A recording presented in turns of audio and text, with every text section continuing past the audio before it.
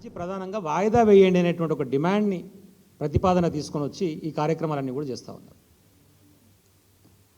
అది చేయకపోగా ఒక దమనకాండని సృష్టించే విధంగా మళ్ళీ ఉద్యమ రోజులను తలదన్నే విధంగా ది గ్రేట్ త్రిపులాల్ రండ రేవంత్ రెడ్డి యొక్క పరిపాలన మళ్ళీ నిన్న యువతీ యువకులను పోలీసులు వికృత చేష్టలతో ఇబ్బంది పెట్టేటువంటి పరిస్థితి నిన్న ఉస్మానియా యూనివర్సిటీలో కనపడ్డది. టెట్ నిర్వహించిన తర్వాత కనీసం ఒక 45 రోజుల గ్యాప్ ఇవ్వండి. ఈవెన్ సిలబస్ కూడా మారింది. ఆ మారిన సిలబస్ను చదువుకోవడానికి 25 రోజులలో ఎవరికి సాధ్యం కాదు.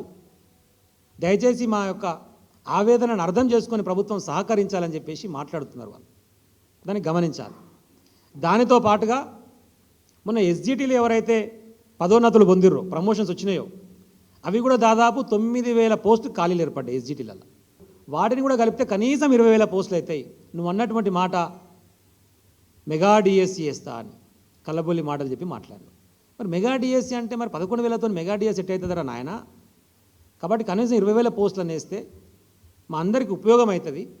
దాన్ని అర్థం చేసుకొని పోస్టులను పెంచుతూ మాకు చదువుకోవడానికి వెసులుబాటు ఇస్తూ పోస్ట్ పోన్ చేయండి అని చెప్పి రిక్వెస్ట్ చేస్తాం. అరెస్ట్ చేసి పెడితే రాత్రి 9 గంటల దాకా మహిళలు లేదు, పురుషులు లేదు, వాళ్ళకి తిండి పెట్టిన వాళ్ళు లేడు, నీళ్ళు ఇచ్చిన వాళ్ళు లేడు, అవహేళన చేసుకుంటా, అసభ్యకరంగా మాట్లాడుకుంటా, పోలీసు యంత్రాంగం కూడా ఇష్టం వచ్చినట్టు వ్యవహరించుకుంటా వాళ్ళని ఇబ్బందులు పెట్టేటువంటి ప్రయత్నం చేస్తారు. 100 మంది 1000 మంది గ్రౌండ్లలో పెట్టేసి, రాత్రిపూట పెట్టేసి, కరెంటు తీసేసి, చిత్రహింసలు పెట్టి ఏ పరిపాలన నడుస్తున్నది అంటుంది. ఇక్కడ ప్రజాస్వామ్యయుతంగా ప్రజా పరిపాలనని మాట్లాడేటువంటి రేవంత్ రెడ్డి ఏం చేస్తున్నావు నువ్వు అసలు? ఇప్పుడు మన వాళ్ళు చెప్తున్నటువంటి మాట ఏంది? ఇంత పట్టుబట్టి రేపటి నుంచి ఇస్తా హాల్ టికెట్ అని ఎందుకు అంటున్నాడు అంటే, ఆల్రెడీ కొడుకు అన్ని ఉద్యోగాలు అమ్ముకున్నాడు, అంతే ఎక్కడికక్కడ ఫిక్స్ అయిపోయింది. ఇప్పుడు వాయిదా వేస్తే ఇబ్బంది అయింది కాబట్టి మళ్ళీ ఆయన వసూలు చేయాలనే, మళ్ళీ పైకి కప్పం కట్టాలనే, ఇబ్బంది అవుతుంది కాబట్టి ఎట్టి పరిస్థితి నిర్వహించి తీరుతా. కానీ నువ్వు ఒక ముఖ్యమంత్రి మాట్లాడాల్సిన మాటలేనా? కనీసం టెట్కు డిఎస్సికి 45 రోజుల మినిమం గడువు ఉండాలి అనేటువంటి సోయి లేదు, చదువు రాదు నీకు. మనం ఏం చదివినో, బిఏ చదివినో, ఏం చదివినో అది కూడా చదివినో సకా నాకు తెలియదు. అసలు డిఎస్సి అంటే స్పెల్లింగ్ తెలుసో లేదో, అబ్రివేషన్ తెలుసో లేదో కూడా నాకు తెలియదు. సన్యాసులేమో వాయిదా వేయాలంటారు, చదువు రాని వాళ్ళు లొల్లి చేస్తారు. వాడు మాట్లాడే మాట అంటే ఎంత అవమానకరంగా మాట్లాడుతున్న నిరుద్యోగుల మీద, చదువుకున్న వాళ్ళ మీద, ఉన్నత విద్యావంతుల మీద. సన్నాసులట. అరే సన్యాసి రేవంత్ రెడ్డి, అరే సన్యాసి నిన్నే అంటున్నా. మరి నువ్వు ఆ రోజు నిరుద్యోగుల కోసం రాహుల్ గాంధీని తీసుకొని అశోక్ నగర్లో తిప్పినప్పుడు మరి ఆ రోజు రాహుల్ గాంధీ సన్యాసా లేకపోతే రేవంత్ రెడ్డి గారి సన్యాసా అని అడుగుతున్నాను నేను. ఎవరు సన్యాసి మరి ఆ రోజు నువ్వు ట్వీట్ చేసినావు కదా, నిరుద్యోగుల ఆర్తనాదాలు వినపడతలేవా 9 ఏళ్ళకి అని చెప్పేసి ఆ రోజు రేవంత్ రెడ్డి ట్వీట్ చేసిండు వాయిదా వేయాలని చెప్పేసి, గ్రూప్ 1 కానివ్వండి, మిగతావి కానివ్వండి.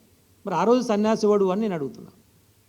కేటీఆర్ గారినో, హరీష్ రావు గారినో జయమందరు దీక్ష యూనివర్సిటీకి వచ్చి వాళ్ళు దీక్ష చేసుకుంటే, ఆమరణ దీక్ష చేసుకుంటే చచ్చిపోతే పీడబోతుందని మాట్లాడతాడు. ఒక ముఖ్యమంత్రి వారను నాకు అర్థం కాదు. గిదా మాట్లాడే మాటలు నోటికి. చచ్చిపోమన్నా కోరేది నువ్వు మనుషులని. చేయలేదా మేము ఉద్యమాలు, చేయలేదా మేము దీక్షలు? కేటీఆర్ గారు చేయలేదా, హరీష్ రావు గారు చేయలేదా? ఇక్కడ వేదిక మీద కూర్చున్నటువంటి మా మిత్రులు అందరం కలిసి చేయలేదా? మేము అందరం దీక్షలు చేసిన వాళ్ళమే, 100 కేసులు పెట్టుకున్నలమే, జైలుకు పోయిన వాళ్ళమే తెలంగాణ ఉద్యమం కోసం. అప్పుడు నువ్వేం చేస్తున్నావు? చంద్రబాబు నాయుడు సంఖ నాకుతున్నావు. ఏడును అప్పుడు నువ్వు తుపాకి పట్టుకొని తెలంగాణ వద్దు, సమైక్యాంధ్ర కావాలని తిరిగినావు. నీకు ఉద్యమ నేపథ్యము లేదు, ఉద్యమాల గురించి తెలియదు, ఉద్యమకారులను అవమానిస్తావు, నిరుద్యోగులను అవమానిస్తావు. నేను ఈరోజు అడుగుతున్నా, మొన్న పార్లమెంట్లో రాహుల్ గాంధీ కూడా మాట్లాడాడు. నీట్ పరీక్షకు సంబంధించి విద్యార్థి ఆందోళన చేస్తున్నారు, ఎందుకు రద్దు చేస్తలేరు? వాళ్ళు దీక్షలు చేస్తున్నారు, ధర్నాలు చేస్తున్నారు, రాస్తారోకోలు చేస్తారని చెప్పేసి రాహుల్ గాంధీ మాట్లాడాడు. అంటే ఇప్పుడు నువ్వు అనేది ఏంది? ఇప్పుడు రాహుల్ గాంధీని కూడా ఆమరణ దీక్ష చేయమని చెప్పి నీటి గురించి నువ్వు ఆయనకు చెప్తావా? మరి రాహుల్ గాంధీని కూడా దీక్ష చేసి చచ్చిపోమని అంటున్నావు అన్నట్టు. లేకపోతే ఈ రాష్ట్రానికి పట్టినటువంటి ఒక చీడ పురుగు, ఒక దరిద్రం తెలియక నెత్తినెత్తుకున్నాం. ఇంత ఎదవని చెప్పి తెలియదు రేవంత్ రెడ్డి గారు. కాబట్టి వాడే దీక్ష చేసి ఆ నీటి గురించి మరి వాడు చచ్చిపోతే పీడవద్దని చెప్పేసి తెలంగాణ ప్రజలు కోరుకుంటారు అని చెప్పేసి అంటే బాగుంటుందా? ప్రజా గొంతుకలు, ప్రభుత్వ వ్యతిరేక గొంతుకలు అని చెప్పేసి కేసీఆర్ గారి 9.5 సంవత్సరాల పాలనలో మొత్తుకున్నటువంటి మరి గొంతులన్నీ మూగపోయినాయి. ఎక్కడ పోయినాయి అర్థమవుతుంది ఆ గొంతులని. ఈ కోదండరామ్ అంటాడు ఎక్కడ పోయిండు?